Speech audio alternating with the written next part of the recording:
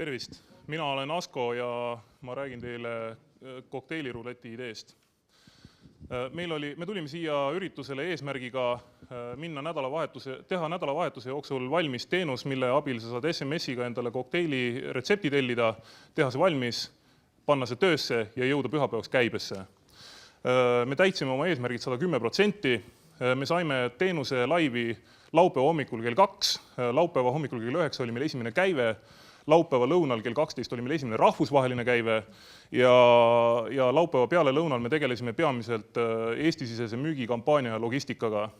Meie suurimaks väljakutseks, vähemasti ma ise pidasin seda enne seda üritust, seda, et kui me läheme Eestis, siin Tallinnas, Tartus, Pärnus mingisuguseid flaiereid laiali jagama baaridesse ja klubidesse, siis meid lihtsalt ei lasta sisse, peetakse mingisugusteks Jehoova tunnistajateks, kes tahavad oma mingeid raamatuid levitada.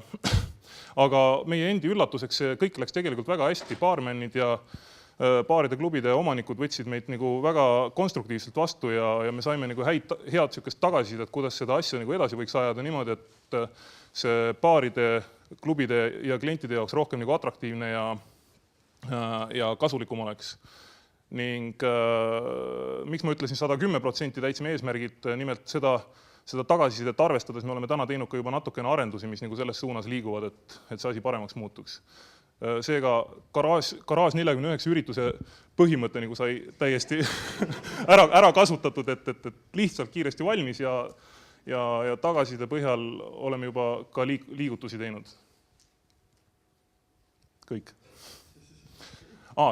Siin pildi peal on praegu ka muuhulgas näha eilse õhtuse kampaania tulemusel siin mõni näide, kus kasutaja on mõned SMS-id saatnud ja siit ta saab pärast vaadata, missugune tema eileõhtune kokteililoogi välja näeb.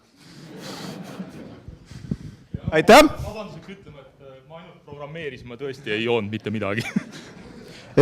Aitäh teile ja nüüd on žürii küsimused.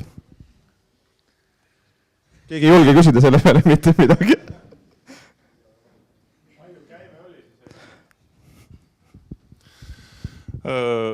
Praeguseks vaatasin just hetkene siia tulemist, on meile saadetud 42 SMS-i, mis ei ole meie enda testi SMS-id. See on siis 410 krooni. Okei. Kuidas te selle kliendini jälle jõuate? Et ma saan aru, et käisite flaiereid baarides jagamas, et mis veel? Aus vastus on see, et ega ma seda päris hästi veel ette ei kujuta, aga me mõtleme selle variandi peale, et kui me teeme mingisuguse baaridele või klubidele mõeldud mingisuguse kontrollpaneeli kuhugi ja seda mingid kanaleid või viraalseid meetodeid pidi hakkame propageerima, et siis meil lihtsalt õnnestub ka rahvusvaheline müük rohkem käima tõmmata niimoodi, et lihtsalt see korjatakse baaride poolt üles ja siis kas meie abil või kuidagi mingisuguste logistiliste trikkide moodi on võimalik ka väljaspool Eestit asuvate baaride külastajaid teavitada sellest SMS-teenusest efektiivselt ja seda ei tea praegu täpselt, aga ma arvan, et see on lahendatav. Kas te siis suunate kuidagi neid inimesi, kes neid SMS-e saavad ja neid kokteiliretsepte saavad konkreetsetesse baaridesse või? Ei suuna. Lihtsalt kui need inimesed lähevad sinna baari, siis nad ise mingit moodi saavad teada sellest. Praegu antud juhul eile said nad teada selle läbi, et laua peal olid flaierid, kus nad samasugused, nagu te praegu näete seal. Aga võimalik on seda asja ajada niimoodi, et baarid või need klubid saavad ise ka mingisugused oma kampaaniaid või valikuid seal niimoodi juhtida, korraldada ja promoda seda baari selle teenuse läbi.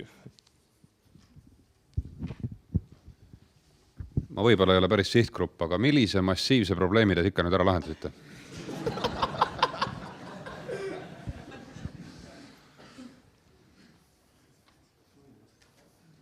Okei, Priit peab vastama. Kuna sa ei ole sihtgrupp, siis sa ei tea seda, et kui sa oled kunagi olnud klubis ja siis olnud päris pikalt juba selle joogi nimekirja ees, sa lihtsalt ei suuda sealt mitte midagi valida, siis meie teenus aitab sul seda teha. Selge, palun tiim tõusta püsti, teeme neile vägeva aplausi.